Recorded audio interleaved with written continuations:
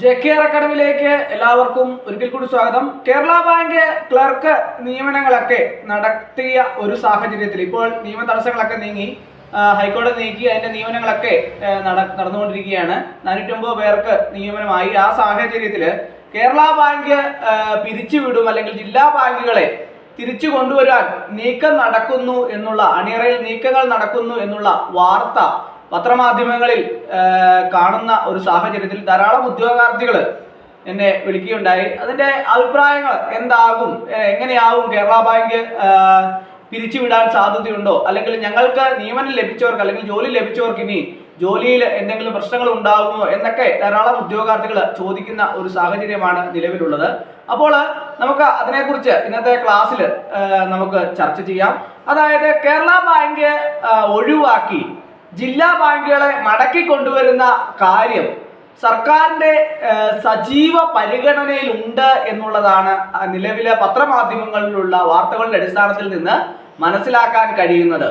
ഒന്നാം പിണറായി സർക്കാരിന്റെ കാലത്ത് രൂപീകരിച്ച കേരള ബാങ്ക് സംസ്ഥാനത്തെ സഹകരണ മേഖലയ്ക്ക് കനത്ത തിരിച്ചടി ഉണ്ടാക്കി എന്നുള്ള സഹകാരികളുടെ അഭിപ്രായത്തിന്റെ അടിസ്ഥാനത്തിലാണ് ഇങ്ങനെ ഉള്ള ഒരു പരിഗണനയിലേക്ക് സർക്കാർ നീങ്ങാനുള്ള സാഹചര്യം ഉണ്ടായത്. അതേസമയം റിസർവ് ബാങ്കിന്റെ അനുമതി വാങ്ങി 13 ജില്ലാ ബാങ്കുകളെ ലയിപ്പിച്ച് രൂപീകരിച്ച കേരള ബാങ്കിന് തിരിച്ചുപോക്ക് പ്രായോഗികമല്ലെന്നാണ് നിലവിലെ നേതൃത്വത്തിന്റെയൊക്കെ നിലപാടിൽ നിന്ന് മനസ്സിലാക്കാൻ കഴിയുന്നത്. പ്രൈമറി ബാങ്കുകള്, ജില്ലാ ബാങ്ക്, സംസ്ഥാന സഹകരണ ബാങ്ക് എന്നിങ്ങനെ ഉള്ള ത്രിതല ബാങ്കിംഗ് സംവിധാനമായിരുന്നു നേരത്തെ കേരളത്തിൽ ഉണ്ടായിരുന്നത്. അത് എല്ലാവർക്കും അറിയാവുന്ന ഒരു കാര്യമാണ്. എങ്കിലും ഞാൻ ഒരിക്കൽ കൂടി പറഞ്ഞു എന്നുള്ളതേ ഉള്ളൂ. എങ്കിലും ഇതിൽ ജില്ലാ ബാങ്കുകളെ ഒഴിവാക്കി പ്രൈമറി ബാങ്കും കേരള ബാങ്കും ആക്കി ക്രമീകരിച്ചത് 2019 അതും എല്ലാവർക്കും അറിയാവുന്ന ഒരു കാര്യമാണ്.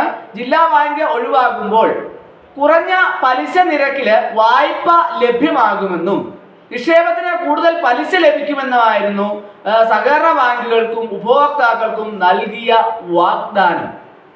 എന്നാൽ കേരള ബാങ്ക് നടപ്പിലായതോടെ ഈ ആനുകൂല്യങ്ങളൊന്നും ലഭിക്കാതെ വന്നു എന്നുള്ളതാണ് ഇങ്ങനെയുള്ള സാഹചര്യത്തിലേക്ക് മാറ്റാനുള്ള ഒരു കാര്യമായിട്ട് നിലവിലുള്ള സർക്കാരിന്റെ ഭാഗത്തു നിന്നുള്ള അഭിപ്രായം എന്നാണ് അറിയാൻ കഴിയുന്നത്.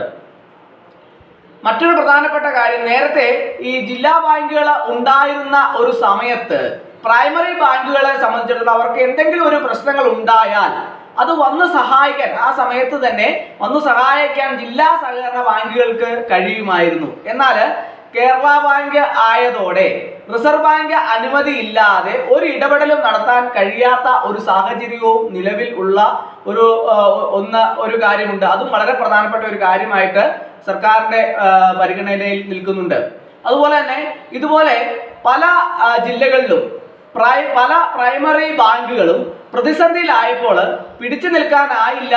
അങ്ങനെ അവർക്ക് പിടിച്ചു നിൽക്കാനാകുമെങ്കിൽ, അങ്ങനെ ആകുമായിരുന്നുവെങ്കിൽ, ജില്ലാ സഹകരണ ബാങ്ക് ഉണ്ടായിരുന്നുവെങ്കിൽ അവർക്കത് സാധ്യമാകുമായിരുന്നു എന്നും ഒരു അഭിപ്രായം വരുന്നുണ്ട്. ജില്ലാ ബാങ്ക് ഉണ്ടായിരുന്നെങ്കിൽ പല ബാങ്കുകൾക്കും നിക്ഷേപകർക്ക് പണം നഷ്ടപ്പെടാത്ത ഒരു സാഹചര്യം ഉണ്ടാവുകയും എന്നും ഇത് സഹകരണ മേഖലയുടെ വിശ്വാസ്യത വലിയ രീതിയിൽ ഇടിച്ചു എന്നും ഇവർ ചൂണ്ടിക്കാട്ടുന്ന ഒരു സാഹചര്യമാണ് നിലവിലുള്ളത്. അപ്പോൾ ഇത് മാത്രമല്ല, ഈ പ്രധാനപ്പെട്ട മറ്റു കുറച്ച് കാര്യങ്ങൾ കൂടി എന്താണ്, കേരള ബാങ്ക് പ്രൈമറി ബാങ്കുകളോട് മത്സരിച്ച് അവരുടെ ബിസിനസ് കൂടി പിടിച്ചെടുക്കുന്ന ഒരു രീതിയാണെന്നും പൊതുവെ ഒരു ആക്ഷേപം നിലനിൽക്കുന്നുണ്ട്.